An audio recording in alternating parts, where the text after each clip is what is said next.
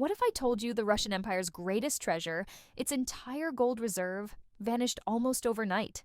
Billions of rubles, amassed over centuries, vanished into the chaos of 1917.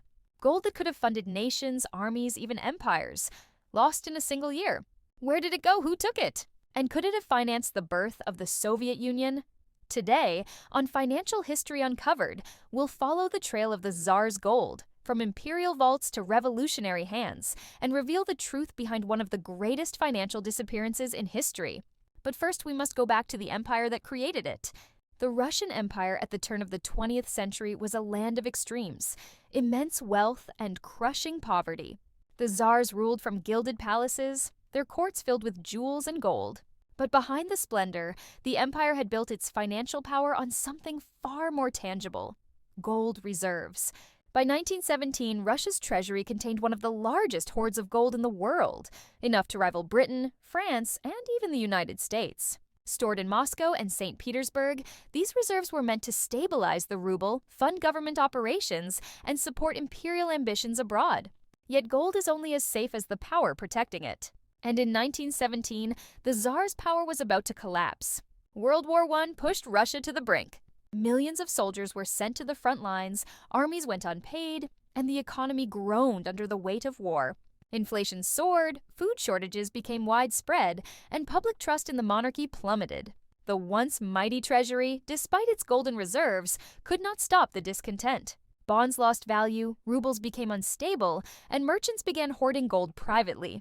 The empire's treasure, amassed over centuries, sat in vaults largely inaccessible to the people and utterly vulnerable to revolution. In February 1917, strikes and protests in Petrograd erupted into full-scale revolution. Soldiers mutinied, workers stormed factories, and the Tsar abdicated. Amidst the chaos, the imperial treasury became a prize. But no one could claim it easily. The vaults were heavily guarded, and local administrators scrambled to secure what they could. Some gold was moved secretly to provincial banks, some hidden in train carriages, and some vanished entirely. Rumors began to spread. The Tsarist gold was disappearing, and no one knew where it would resurface. By October 1917, the Bolsheviks seized control. Lenin promised bread, peace, and power to the workers. But behind the rhetoric was a pragmatic goal: control the empire's gold. Securing the reserves was essential for financing the new government and asserting legitimacy. Gold that once belonged to the Tsar now symbolized authority and survival. The Bolsheviks discovered that parts of the gold had already been hidden, stolen, or moved abroad. Some had been shipped to Kazan, some reportedly sent on trains to Siberia, and others ended up in foreign banks in Europe and Japan. So Chapter 5. The Vanishing Gold. Tracking the gold proved nearly impossible. In the chaos of civil war, different factions, White Army, Red Army, local warlords, all sought pieces of the treasure. Historians today estimate that between 1917 and 1920, a significant portion of the Russian gold reserve simply disappeared. Some bars were melted down, some sold, some shipped abroad and never returned. The exact fate of millions of rubles worth of gold remains a mystery. Was it smuggled to foreign banks, hoarded by officials, or used secretly to fund the fledgling Soviet state? Despite the mystery, the Bolsheviks did manage to secure enough gold to stabilize their new government. Gold flowed into Moscow and Petrograd, allowing Lenin's regime to fund armies, government programs, and negotiations abroad. Some historians argue that the partially missing gold financed the purchase of arms, supplies, and critical support during the Civil War. The Tsar's treasure, in a way, helped fund the birth of the Soviet Union. A bitter irony for the old empire.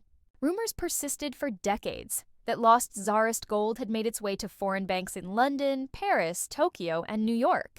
Some claim private investors and émigrés profited from it.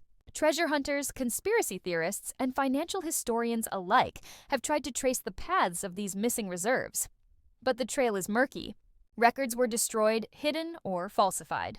Even today, a portion of the gold's fate is unknown, fueling speculation and mystery around one of history's greatest financial disappearances. The disappearance of the Russian gold reserve reshaped global finance. It demonstrated the vulnerability of national treasuries during political upheaval. It highlighted the link between gold reserves and state power. It underscored how revolutions can instantly change the ownership of immense wealth. For Russia, the gold was not just money, it was a symbol of legitimacy. Whoever controlled the gold controlled authority, military capability, and international recognition. The story of 1917 reminds us that gold, like power, can vanish overnight. So, how much gold disappeared in 1917? Estimates vary, but historians agree. The Russian Empire lost between 60% and 80% of its total reserves during the Revolution and Civil War. Billions of rubles worth of gold, enough to fund nations, armies, and industries, vanished from vaults, trains, and banks. Some was used by the Bolsheviks to build the Soviet state. Some left Russia forever. Centuries of accumulation, amassed by the Tsars, melted away in a single year. A dramatic lesson in how political upheaval can obliterate even the greatest fortunes. And the mystery remains. Some of that gold may still be hidden today, waiting to be discovered.